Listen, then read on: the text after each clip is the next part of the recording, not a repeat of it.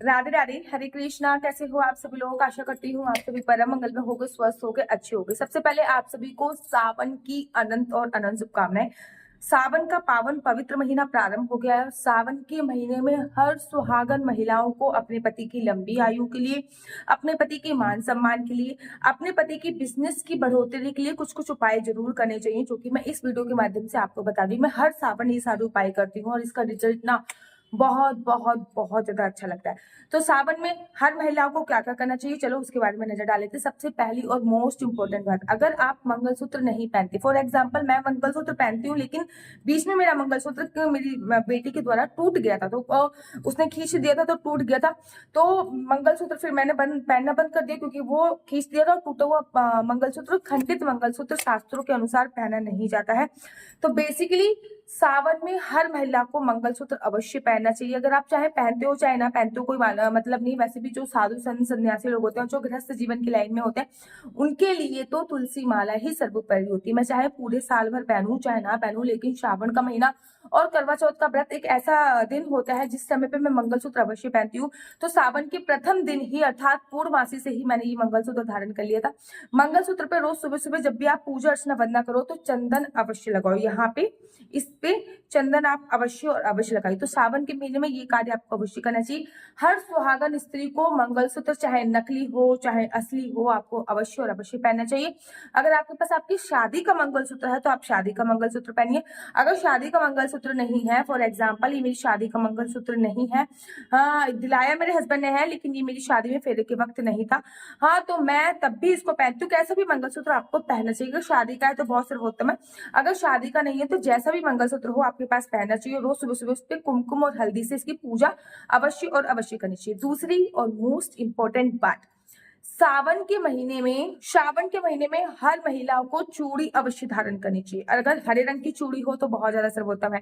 जैसे कि आप देख सकते हो कि मेरे को चूड़ी पहनने का बहुत ज्यादा शौक नहीं है, मेरे को चूड़ी पहनना अच्छा भी नहीं लगता है और मुझे शौक भी नहीं है। लेकिन श्रावण का जब भी पावन पवित्र महीना होता है तो मैं ये वाली जो ग्रीन कलर की चूड़ी होती है जरूर धारण कर लेती हूँ। मेरी शादी की चूड़ी है, मम्मी की तरफ से जो शादी में ग्रीन कलर की जो चूड़ी पहनाई जाती है, जो आपके शायद बुआ जी होती है या आप कोई पहनाता है, सुहाग की जो निशानी होती है वो ऐसी होती है। हमारी तरफ तो ऐसी होती है, किसी के यहाँ पे काली भी पहनाई जाती है।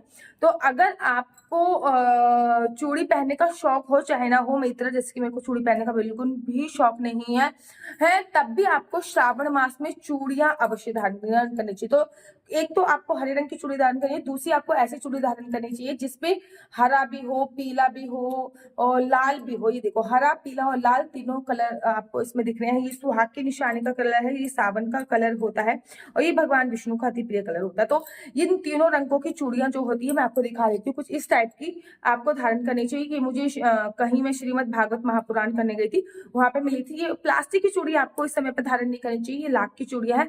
लाख की चूड़ियां हो या फिर ग्रीन कलर की चूड़ियां हो, दोनों चूड़ियों में से आप कोई भी चूड़ी धारण कर सकते हैं, ठीक है ना। या फिर दोनों ही धारण करें तब भी बहुत ज्यादा सर्वोत्तम माना जाता है। ये पूरे सावन महीने तक आपको अवश्य धारण करनी चाहिए।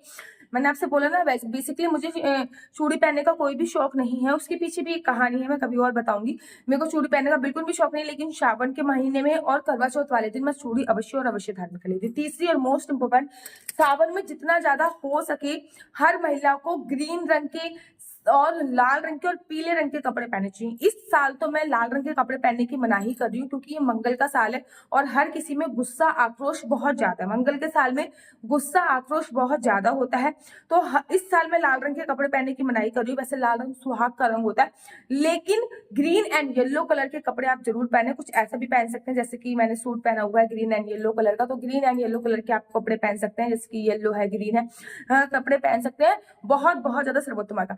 श्रावण के महीने में हर महिला को मांग में सिंदूर अवश्य बनना चाहिए। चाहे आपने बाल धोए हो चाहे ना धोए हो, मांग में सिंदूर आपको अवश्य बनना चाहिए। याद रखिए, मांग में आपको सूखा सिंदूर बनना चाहिए। जो आप सिंदूर देख रहे हो ना, ये सूखा सिंदूर मैंने भरा है, तो आपको मांग में सूखा सिंदूर जरूर भरना चाहिए। सिंदूर आपको पूरा हल्का सा यहाँ पे लगाते हो, पूरा ऐसा कर लेना चाहिए। तो मैं भी हल्का सा सिंदूर यहाँ पे लगाती हूँ और पूरा ऐसा पीछे तक करती हूँ। ज्यादा अगर आपको पूरा भरने का शौक हो तो आप पूरा भी भर सकते हो। बेसिकली मैं तो हमेशा यहाँ पे सिंदूर लगाती हूँ, पूरा ऐसे कर लेते हो, तो आपको भी करना चाहिए। सावन के महीने में माता पार्वती से सिंदूर जरूर लेना चाहिए। जैसे कि जब ये वीडियो मैं बना रही हूँ उस दिन मंगलवार है, तो मंगलवार को हर मंगला गौरी वाले दिन या फिर श्रावण के किसी भी दिन, सोमवार वाले दिन या मंगलवार वाले दिन माता पार्वती को आपने सिंदूर लगाया, फिर आपने अपने मांग पे लगाया, फिर माता पार्वती को लगाया, फिर अपनी मांग पे लगाया, फिर माता पार्वती को लगाया, फिर अपनी मांग पे लगाया। ऐसा करके आपको 3 बार अवश्य और अवश्य करनी है। सावन के पावन पवित्र महीने में हर महिला को सुहाग का सामान जरूर दान करना चाहिए। चाहे आप सुहाग का सामान, वैसे तो 16 सुहाग का सामान होता है, लेकिन अगर आप 16 चीजें दान नहीं कर सकते तो कुछ चीजें जैसे कि अलता, जिसको पैरों की मावर बोलते हैं, अगर आपके यहाँ पे चलती है तो जरूर दान कीजिए। जैसे कि मेहंदी, मेहंदी जरूर और जरूर दान कीजिए। जैसे कि सिंदूर जरूर दान कीजिए, बिंदी जरूर दान कीजिए। कोई भी आप बिछुए जरूर दान कीजिए। ये आप अपनी सास को दान कर सकते हैं, आप अपनी नंद को दान कर सकते हैं, ठीक है ना। सास और नंद को दान करने की बहुत बड़ी शास्त्रों में मेहनत है। सावन के महीने में आपको अपनी बहनें और बुआ के यहाँ पे सिंगारा अवश्य और अवश्य भेजना चाहिए। अपनी बेटियों को यहाँ पे सिंगारा अवश्य भेजना चाहिए। मेरे यहाँ पे, मेरे माता पिता दिल्ली में रहते हैं, जब तक मैं गाजियाबाद में रहती थी या फिर वृंदावन में, मेरे यहाँ पे सिंगारा लगातार आता था। फिर जब से मैं पुणे आई हूँ तब से मेरे पास कैश आता है और उसका मैं सिंगारा ही खरीदती हूँ।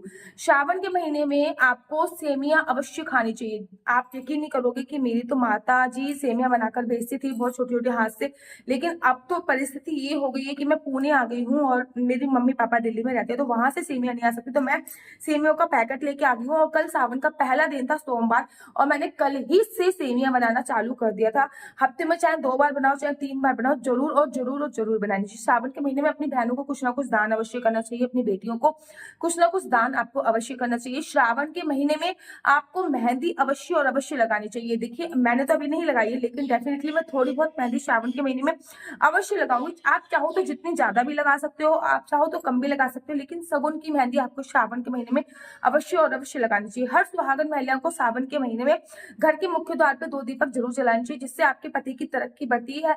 तो सावन के महीने में घर के मुख्य द्वार पे 2 दीपक आपको अवश्य और अवश्य जलाने चाहिए। चाहे आप पूरी साल ना जलाते हो, लेकिन श्रावण के महीने में आपको दिया अवश्य और अवश्य लगाना चाहिए।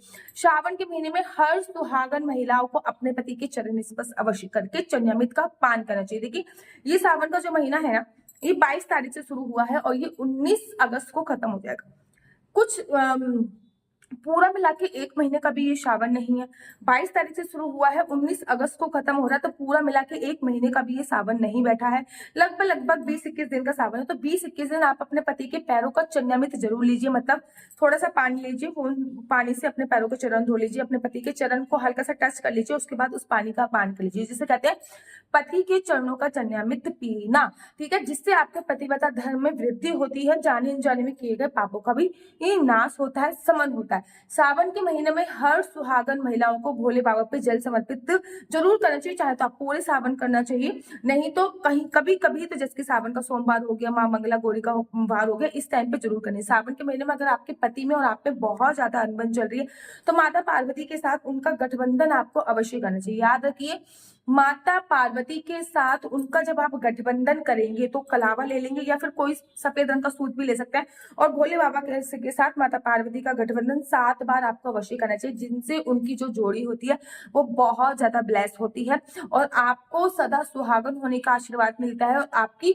लाइफ में जो भी खटास चल रही है ना, वो सभी दूर हो जाती है। तो श्रावण के महीने में ये कार्य आपको अवश्य करनी चाहिए। एक मोस्ट इंपोर्टेंट वन, सावन के महीने में अगर बच्चा कंसीव करने की सोच रहे हो तो मैं बिल्कुल भी एडवाइस नहीं करना चाहूंगी कि मत कीजिए। साथ ही के साथ श्रावण के महीने में जितना हो सके संभोग क्रिया नहीं करनी है। संपूर्ण ब्रह्मचर्य का अगर आप पालन कर सकते हो तो कीजिए। श्रावण के महीने में पृथ्वी शयन कर सकते हो तो कीजिए। श्रावण के महीने में बिना लहसुन प्याज का खाना अगर आपके घर में अलाउ है तो प्लीज खाइए। कलेश मत कीजिए कि भैया मैं तो बिना लहसुन का ही खाऊंगी, बिना लहसुन प्याज का ही खाऊंगी। भक्ति हमको कलेश करना नहीं सिखाती है। तो आशा करती हूँ आपको मेरी वीडियो अच्छी लगती होगी, और अगर आप अपनी कुंडली मुझसे दिखवाना चाहते हैं तो ये मेरा व्हाट्सएप नंबर है। आप अपने बच्चे का फ्यूचर जान सकते हैं कि आपके बच्चे को कौन सी साइड लेनी चाहिए, आपके बच्चे को क्या स्ट्रीम लेनी चाहिए, आपका बच्चा जॉब करेगा या बिजनेस करेगा, आपके हस्बैंड का बिजनेस अगर चल नहीं रहा है या फिर आप पे भी कर्जा बहुत ज्यादा हो रहा है, आपके हस्बैंड वाइफ की रिलेशनशिप बहुत स्ट्रांग नहीं, या फिर आप जिसके साथ रिलेशनशिप में हो उससे आपका विवाह होगा या नहीं होगा, ये सारी जानकारी आप मेरे से कुंडली के माध्यम से जान सकते हैं। कुंडली दिखाना बिल्कुल भी फ्री नहीं है, इसके थोड़े से चार्ज है। और अगर आपको मेरी वीडियो अच्छी लगती है तो आप अपना यूट्यूब चैनल हरि बोल को लाइक शेयर सब्सक्राइब करना बिल्कुल भी मत भूलिए। तब तक के लिए मुझे दीजिए इजाजत। राधे राधे, हरे कृष्णा, हरि बोल।